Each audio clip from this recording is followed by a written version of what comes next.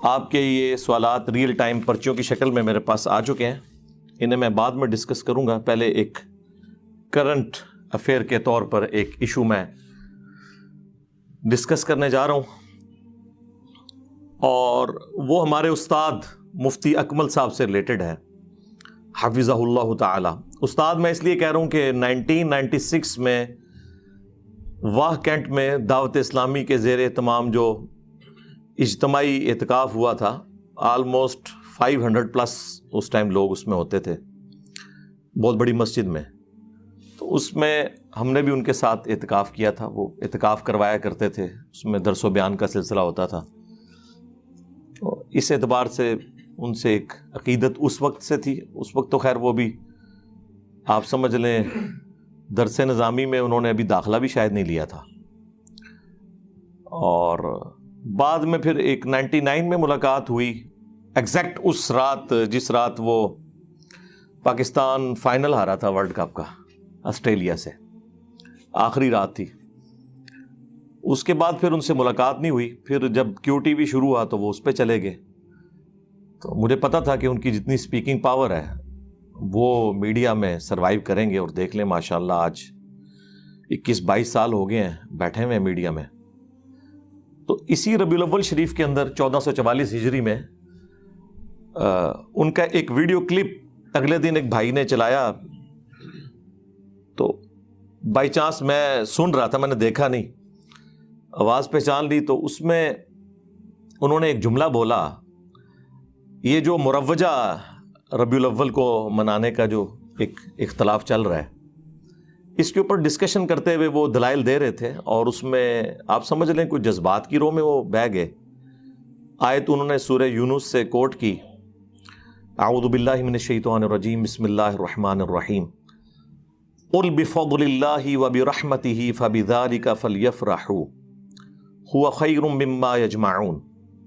اے نبی ان سے فرماؤ کہ اللہ کے فضل اور رحمت کے ملنے کے اوپر چاہیے کہ خوب خوشیاں منائیں، یہ اس سے بہتر ہے جو دنیا کا انہوں نے متاع جوڑ رکھا ہے۔ اور اس کانٹیکسٹ میں انہوں نے نبی الاسلام کا ذکر خیر کیا، یقیناً آپ سے بڑی تو کوئی نعمت ہی نہیں اس امت کے لیے۔ اور پھر اس کانٹیکسٹ میں انہوں نے بات کرتے ہوئے کہا کہ نبی الاسلام کی پیدائش کی خوشی جو ہے وہ بدرجہ اولا منانی چاہیے۔ اور ساتھ انہوں نے ایک جملہ بولا کہ رسول اللہ کے قدموں سے ہمیں قرآن ملا ہے۔ آپ ذرا الفاظ پہ ذرا غور کریں، یہ کوئی علماء والے الفاظ نہیں ہیں کہ آپ اس کی کوئی تعویل کر لیں کہ قدموں سے مراد وہ لے رہے تھے کہ ان کے نقش قدم پہ چل کے ہم وہاں تک پہنچے۔ وہ چونکہ میں بریلوی مکتب پہ میں نے ایک وقت گزارا ہے، ان کا ایک خاص مزاج ہے، ایک چیز کو جب انہوں نے بہت اوپر کرنا ہوتا ہے، اس کے مقابلے میں دوسرے کو کم تر شو کرنا ہوتا ہے، تو وہ اس قسم کی اینالوجیز بناتے ہیں، اور کہتے ہیں ہمیں تو رسول اللہ کے قدموں سے قرآن ملا ہے، نعوذ باللہ۔ آج کل علم حاصل کرنے کا سب سے پاورفل ذریعہ ہے سوشل میڈیا، اور وہاں پہ ہر طرح کا جاہل ترین آدمی بیٹھا ہوا ہے، اس کو استنجا کرنا آتا نہیں ہے، اور وہ وہاں بیٹھا ہوا قرآن حدیث کے دلائل دے رہا ہے، اور پھر وہ الٹے سیدھے دلائل پڑھنے کے بعد تو اور انسان کا ذہن گڈ مڈ ہو جاتا ہے۔ سب سے بڑا اللہ کا فضل، سب سے بڑی اللہ کی رحمت کہ ہمارے سرکار کے قدموں سے ہمیں قرآن ملا ہے، کہ ہمارے سرکار کے قدموں سے ہمیں قرآن ملا ہے، کہ ہمارے سرکار کے قدموں سے ہمیں قرآن ملا ہے۔ شاید وہ یہ کہنا چاہ رہے ہوں کہ رسول اللہ کے وسیلے سے قرآن ملا، تو بالکل درست ہے۔ یہ جو انہوں نے الفاظ کا استعمال کیا نا، تو میں کانپ اٹھا کہ چلیں اس وقت تو ریکارڈنگ ہو گئی، اتنی سینسٹیو ریکارڈنگ آپ چلا دیتے ہیں، اس کے بعد اپلوڈ کر دیتے ہیں،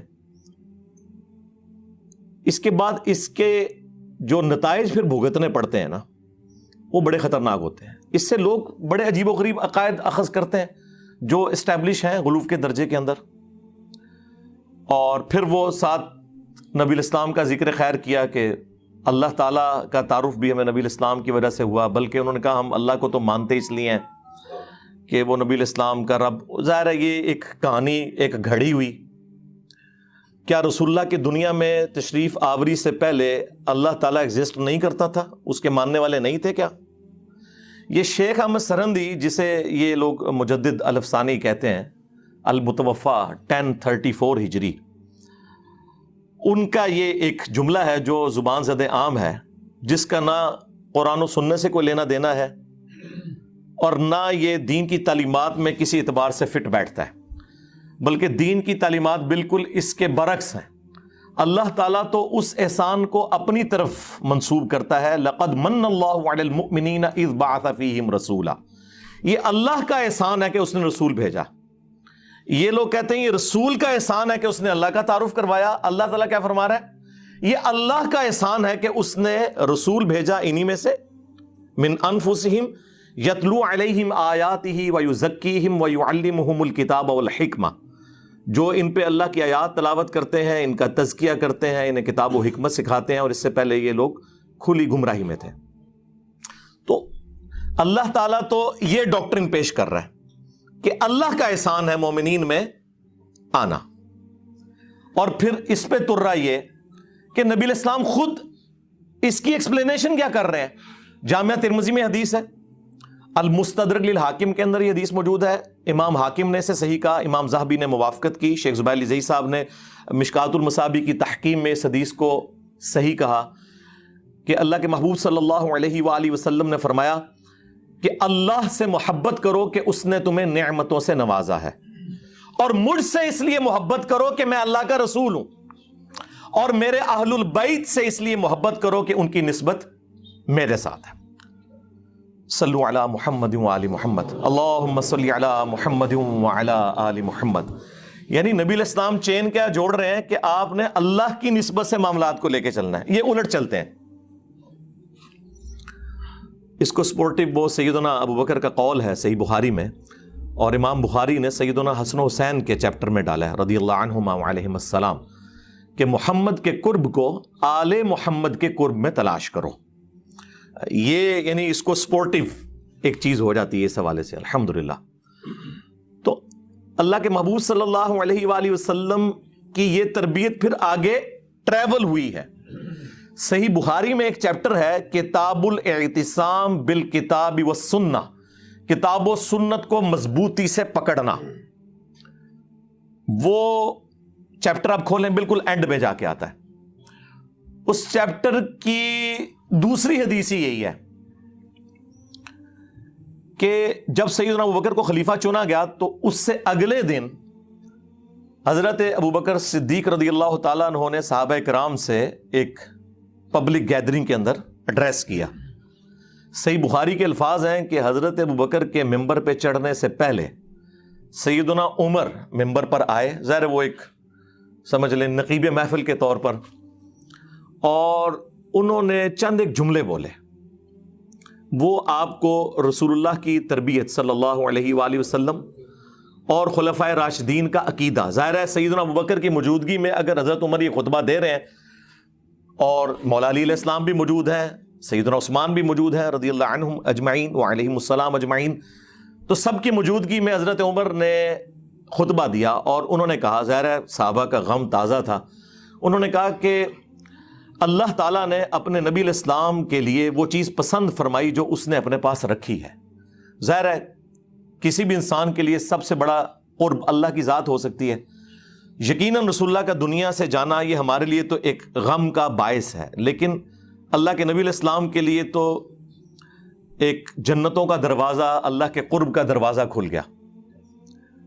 وَلَلْآخِرَةُ خَيْرٌ لَكَ مِنَ الْأُولَى، ظاہر ہے آج کی جو رسول اللہ کی زندگی ہے وہ اس زندگی سے افضل ہے جو دنیا میں گزاری انہوں نے، اور قیامت کی اس سے افضل ہوگی، اور جنت کی اس سے بھی افضل ہوگی۔ ہر آنے والا لمحہ پہلے سے بہتر ہے۔ تو سیدنا عمر نے کہا کہ نبی الاسلام کے لیے اللہ نے وہ پسند کیا جو ان کے پاس ہے، یعنی اس غم کو وہ ختم کرنے کی کوشش کر رہے تھے۔ پھر انہوں نے کہا کہ تمہارے پاس یہ اللہ کی کتاب موجود ہے جس کے ذریعے اللہ نے تمہارے نبی کو ہدایت دی، تم اس کتاب کو پکڑو تو ہدایت پا جاؤ گے، یہ اللہ کی کتاب ہے۔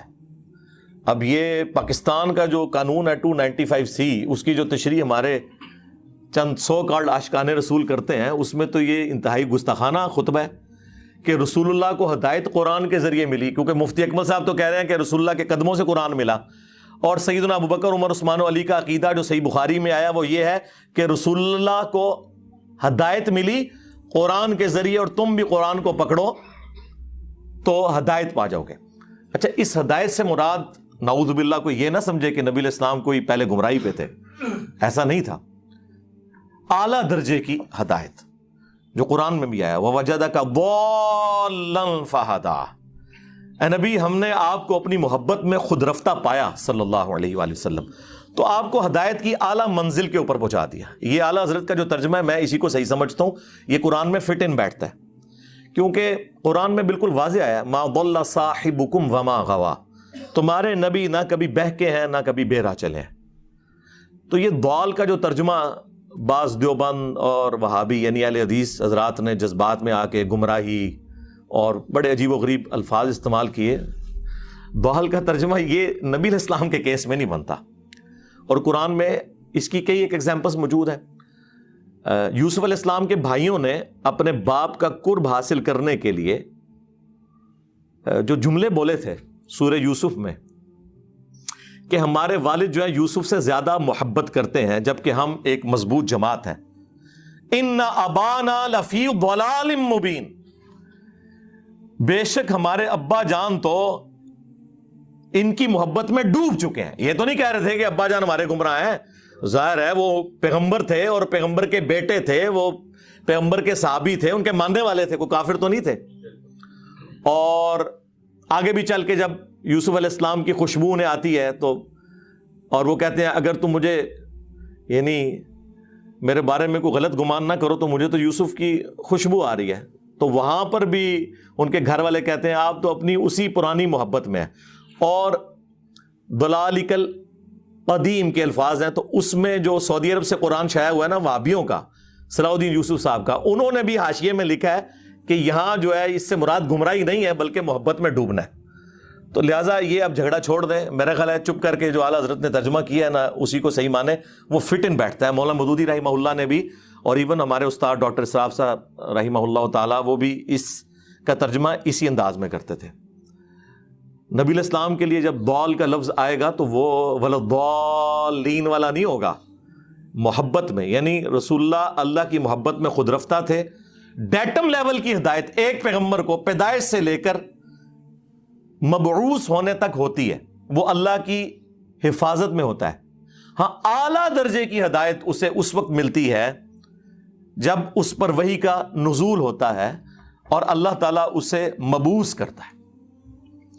اس حوالے سے قرآن حکیم میں درجنوں آیات ہیں, لیکن 4 مقامات ایسے ہیں جو میں چاہ رہا ہوں کہ میں یہاں پر آپ کو ضرور اس حوالے سے بیان کر دوں تاکہ آپ کا عقیدہ درست ہو جائے کہ قرآن حکیم جو ہے وہ نبی علیہ السلام کی ہدایت کو بلند مرتبے تک بلکہ ایپیکس تک پہنچانے کا سبب بنا ہے. اور قرآن مخلوق نہیں ہے, یہ غیر مخلوق ہے, اللہ کی صفت ہے. نبی علیہ السلام تو اللہ کی مخلوق ہیں, لہٰذا نبی علیہ السلام بھی کبھی اس چیز کو پسند نہیں فرمائیں گے کہ کوئی شخص یہ جملہ بولے کہ میرے قدموں سے قرآن ملا ہے.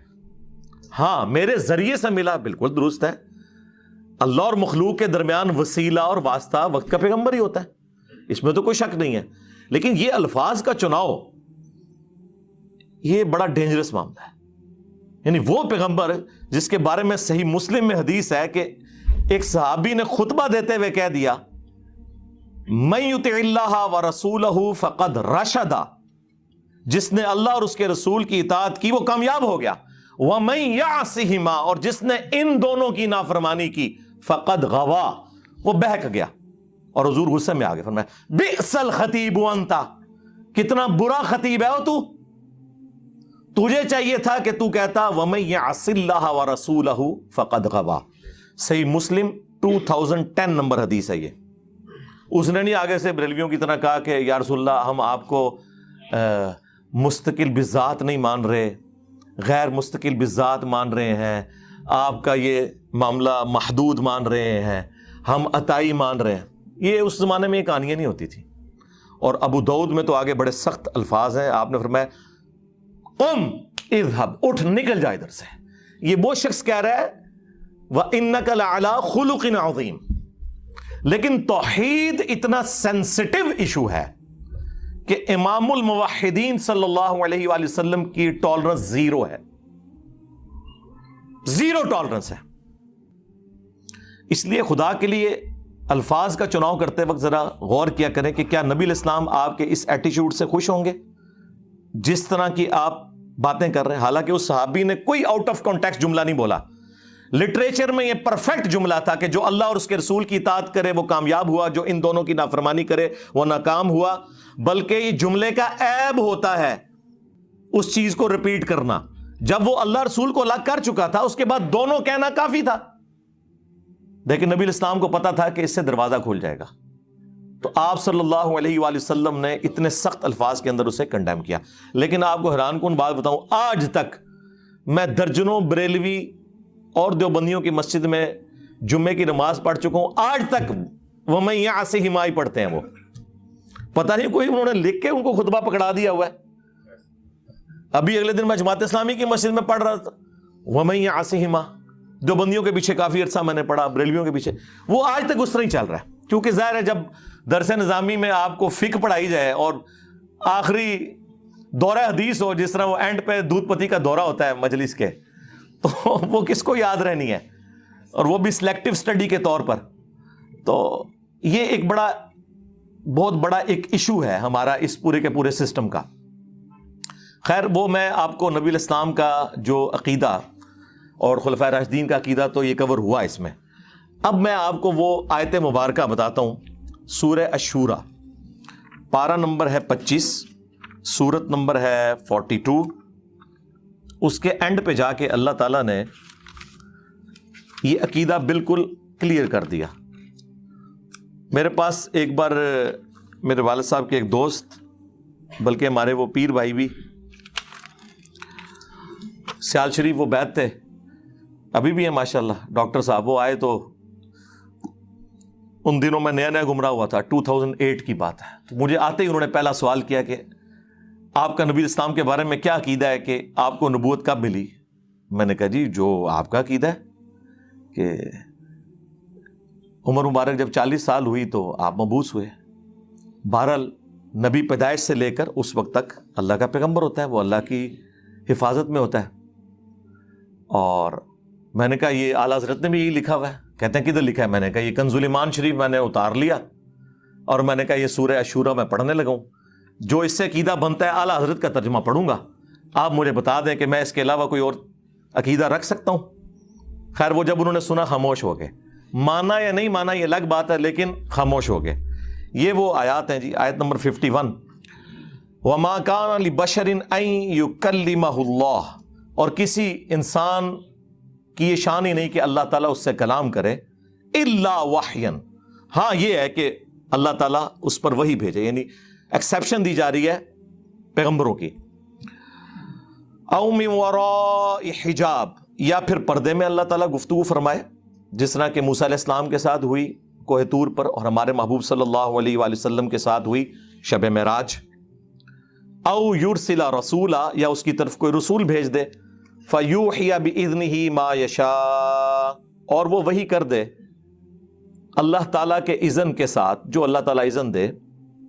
جو کچھ اللہ تعالیٰ نے وحی کرنا ہے وہ پیغمبر کی طرف وحی کر دے وہ فرشتہ.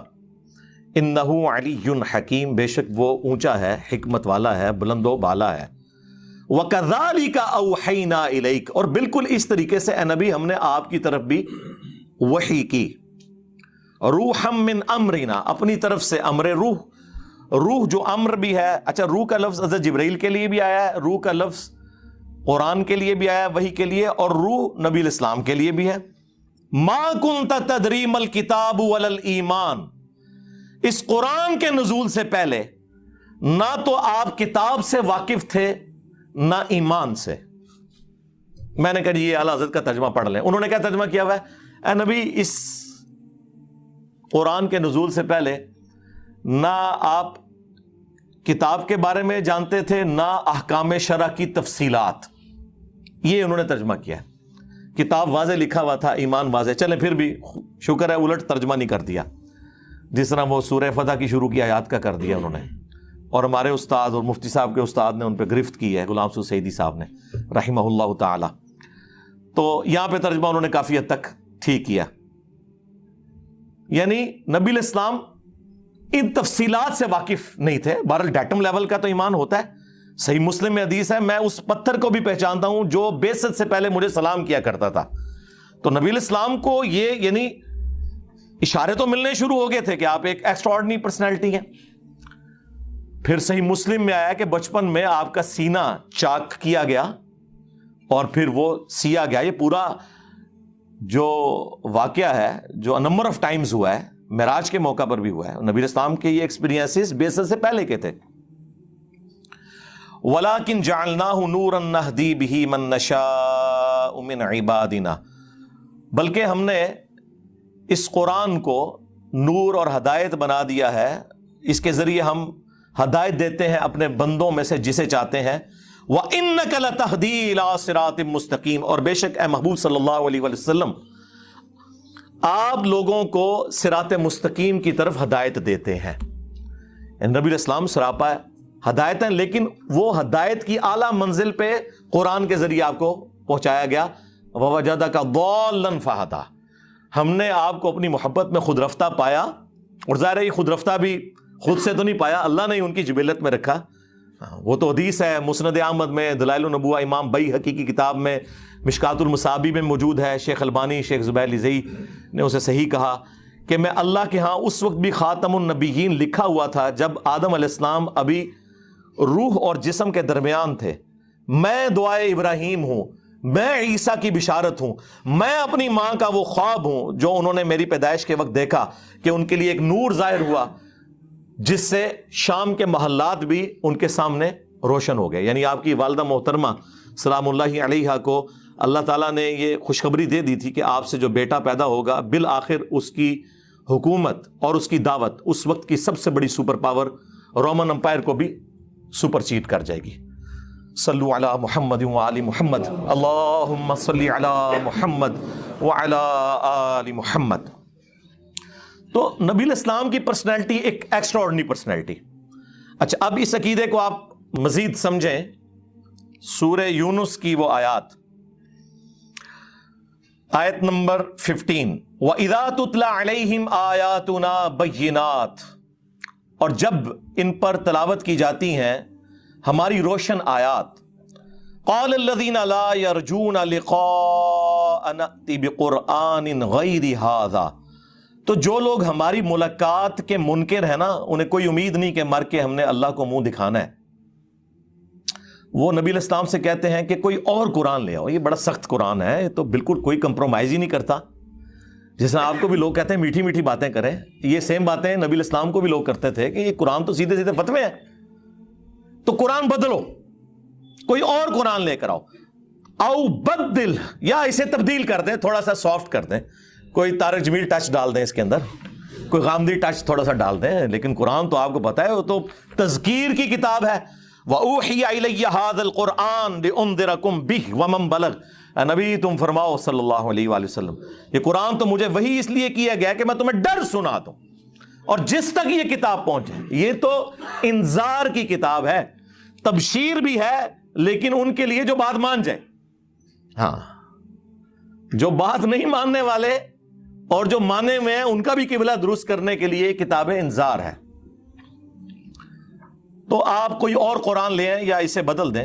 قُلْ مَا يَكُونُ لِي أَنْ أُبَدِّلَهُ مِنْ تِلْقَاءِ نَفْسِي, اے نبی تم فرما دو کہ مجھے تو کوئی اختیار حاصل نہیں کہ میں اپنی خواہش نفس سے اس قرآن کو بدل دوں. مفتی صاحب کہہ رہے ہیں کہ رسول اللہ کے قدموں سے قرآن ملا, اور اللہ تعالیٰ یہ فرما رہا ہے کہ اے نبی تم فرما دو کہ مجھے تو کوئی اختیار ہی نہیں کہ میں اس کتاب کو بدل دوں. اور یہاں بات ختم نہیں ہوئی.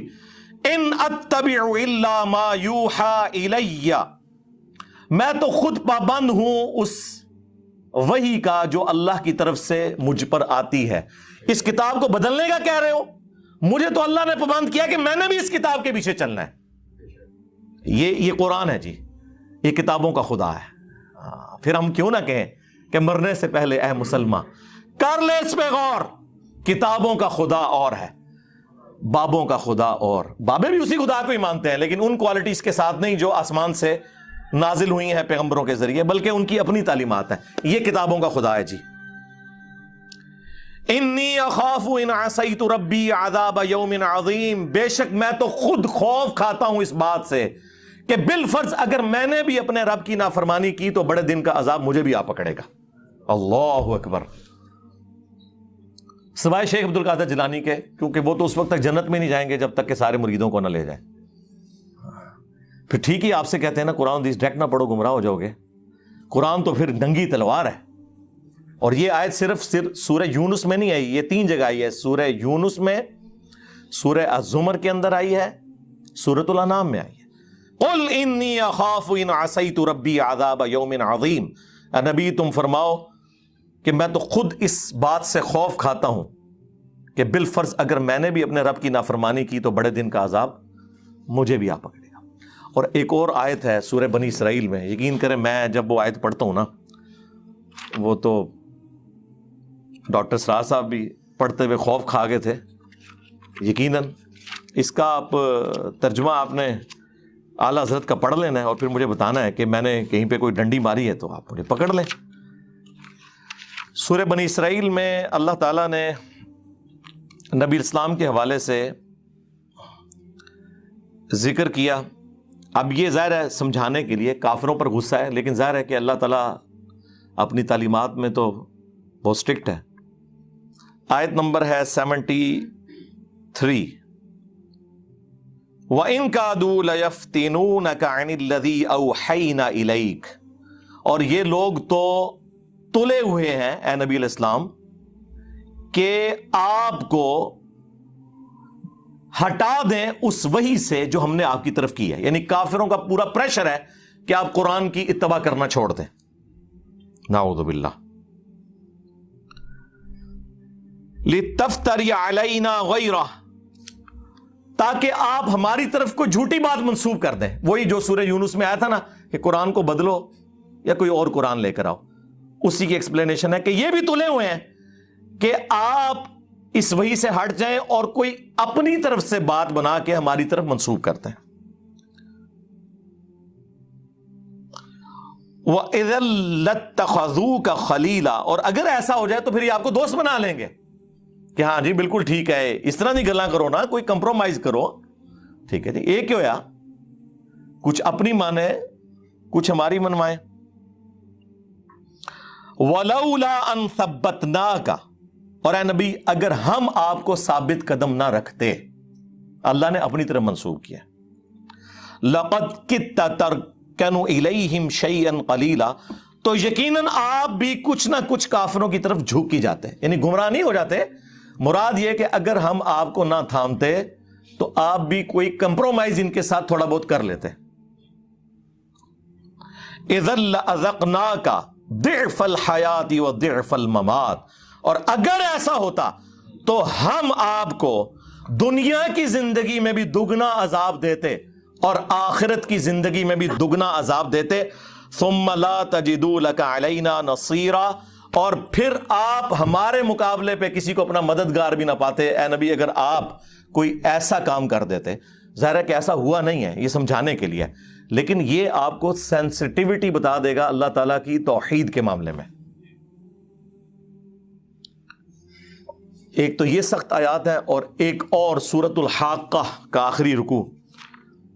میں نے جب پہلی بار پڑھا تھا تو میں ہل گیا تھا کہ یار دیکھیں یہ بھی تو قرآن میں آیات تھی نا, اور ان آیات کی تلاوت وہ بارِ شریعت میں لکھا ہوا ہے کہ اس قسم کی جو آیات ہے نا ان کی صرف تلاوت کی جائے گی, ان کا ترجمہ یا تفسیر یا درس و بیان کرنا حرام ہے.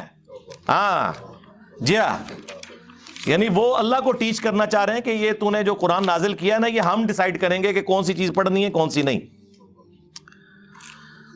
اللہ اکبر.